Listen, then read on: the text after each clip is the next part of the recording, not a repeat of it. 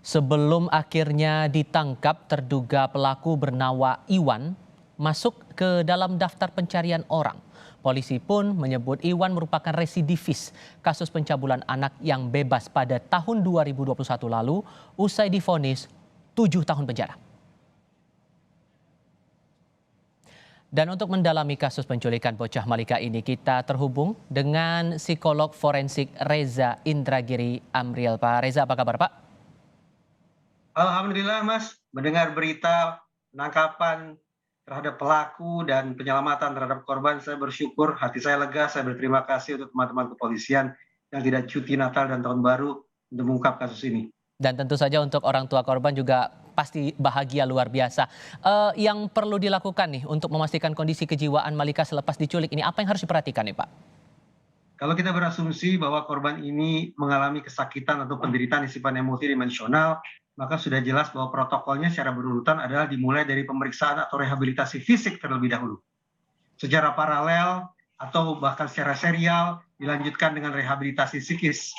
Ketika kedua dimensi tersebut yaitu rehabilitasi fisik dan psikis relatif sudah tertangani dengan baik, maka masuk ke tahap berikutnya yaitu rehabilitasi secara sosial, rehabilitasi moral eksistensial, agar anak tersebut kembali bersosialisasi dan tidak terus-menerus melihat dirinya sebagai korban penculikan, korban penganiayaan, dan seterusnya.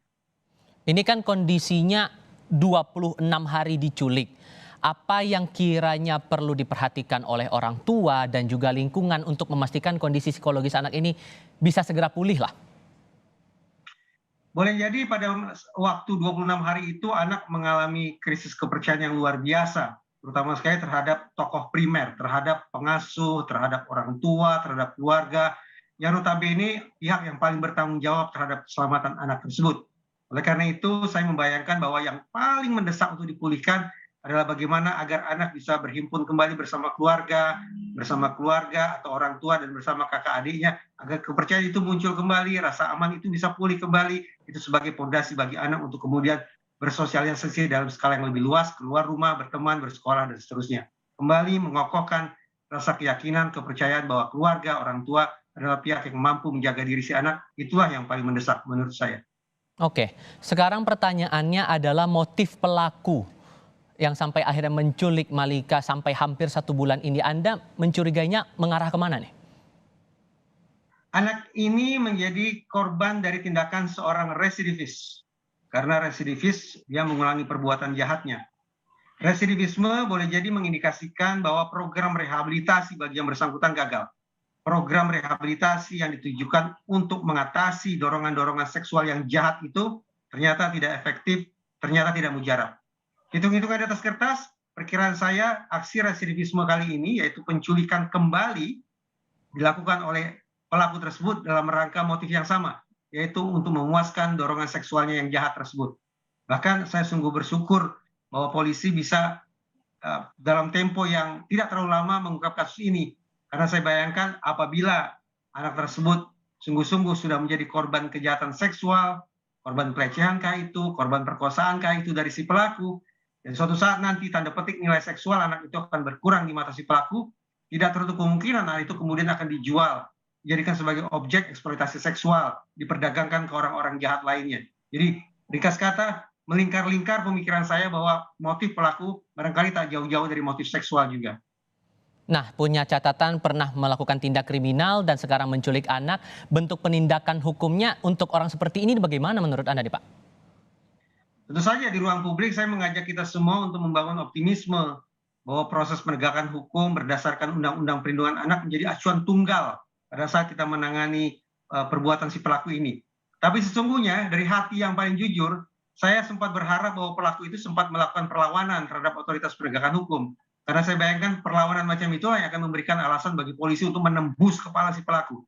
Maaf, kalimat saya memang vulgar, tapi ini merepresentasikan rasa sedih, rasa marah, sekaligus rasa ketakutan yang luar biasa berhadapan dengan pelaku yang notabene residivis macam ini. Tapi sekali lagi, di ruang publik saya ingin mengajak kita semua untuk memastikan bahwa proses penanganan terhadap pelaku memang semata-mata memakai Undang-Undang Perlindungan Anak. Yang juga menjadi menarik di sini saat visual rekaman CCTV menunjukkan detik-detik saat Malika dibawa oleh terduga pelaku ini, Ini kan kondisinya di area yang terbilang padat penduduk, berarti kan lingkungan juga punya peran di sini sampai akhirnya ini terjadi gitu Pak? Ada dua faktor yang barangkali bermain-main dalam situasi semacam itu. Pertama yang diistilahkan sebagai bystander effect. Teori ini ingin mengatakan bahwa semakin banyak orang di suatu lokasi kejadian, sesungguhnya rasa tanggung jawab, rasa kepedulian, rasa ingin menolong justru menguap. Ini bertolak belakang dengan anggapan awam bahwa kejahatan hanya ideal berlangsung di tempat sepi. Tapi sekali lagi, teori bystander effect menunjukkan bahwa sebaliknya. Di tempat yang ramai, semakin ramai orang di lokasi tersebut, semakin rendah pula keinginan untuk saling menolong. Itu yang pertama. Dan yang kedua, dari gerak-gerik pelaku dan korban sebagaimana ditayangkan di CCTV, bisa kita bayangkan bahwa pelaku tampaknya menggunakan modus berupa grooming behavior, cara penaklukan yang lemah lembut, tipu muslihat, akal bulus, iming-iming menyenangkan korban. Jadi bertolak belakang juga dengan anggapan sebagian khalayak bahwa pelaku akan menggunakan cara-cara yang vulgar, cara-cara yang brutal, cara-cara yang sadis untuk menaklukkan korban yang notabene berusia kanak-kanak. Justru modus yang paling sering dipakai oleh pelaku kejahatan terhadap anak, termasuk pelaku penculikan, tak lain tak bukan adalah grooming behavior. Menawarkan pertemanan, menawarkan perlindungan, menawarkan kehangatan, sehingga anak-anak merasa tidak sedang diperdaya, anak-anak tidak sedang merasa diviktimisasi oleh orang yang sesungguhnya memiliki niat jahat terhadap mereka. Untuk anak sekecil itu usianya apakah dia bisa melawan sebetulnya, Pak Reza? Semestinya bisa, tapi sayang beribu sayang, tidak sedikit orang tua yang memaksakan anak harus berani berhadapan dengan siapapun. Mau bersalaman dengan siapapun. Padahal saya meyakini bahwa anak dititipi Tuhan sebuah radar, sebuah alat untuk memonitor situasi yang menurut dia mengancam, orang yang menurut dia membahayakan.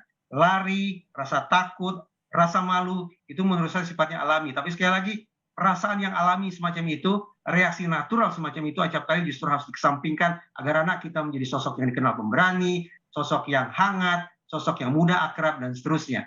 Jadi saya pikir kita perlu mengembalikan insting atau naluri-naluri penyelamatan diri yang sifatnya otonom pada diri si anak. Rasa malu, rasa takut, rasa ingin berlari bukan merupakan aib yang harus dihindari dari hati si anak. Sehingga sejauh mana kemudian menurut Anda kontribusi lingkungan ini untuk mencegah jangan sampai kejadian yang sama terulang kembali, Pak Reza? Hal yang tak bukan adalah memastikan bahwa setiap orang kemudian menaruh syawasangka terhadap anak-anak bepergian yang notabene bukan dengan sanak keluarganya, bukan dengan orang yang dia kenal, bukan orang yang sehari-hari bersama dengan si anak. Tapi keinginan untuk cari tahu, keinginan untuk bertanya semacam itu saya pikir merupakan agenda besar yang harus kita pulihkan kembali. Jangan lupa, negara kita sejak bulan Juli tahun 2022 sudah punya strategi nasional. Strategi nasional khusus untuk melindungi anak-anak dari kekerasan. Nah, tinggal lagi bagaimana implementasi terhadap strategi nasional itu yang masih kita tunggu. PR besar untuk orang tua dan lingkungan sekitar. Terima kasih banyak untuk perspektif Anda, Pak Reza Indragiri, sudah berbagi bersama kami di Kompas TV. Sehat selalu, Pak.